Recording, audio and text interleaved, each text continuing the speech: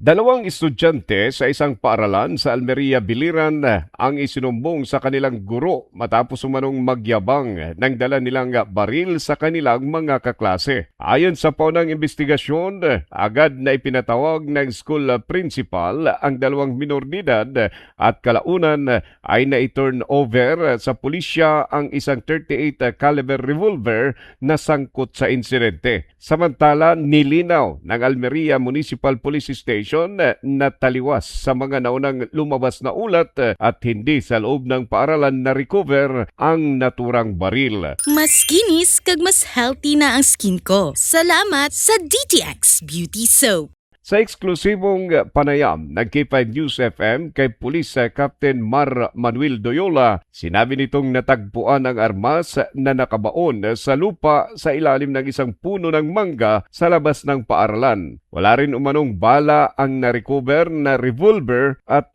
wala ring nakaalitan ang dalawang estudyante. Nananawagan naman ang Almeria MPS sa publiko na huwag magpakalat ng hindi beripikadong impormasyon at umasa lamang sa mga opisyal na pahayag habang nagpapatuloy ang investigasyon. Kasalukuyan nang nasa pangangalaga ng Municipal Social Welfare and Development Office ang dalawang minor de edad.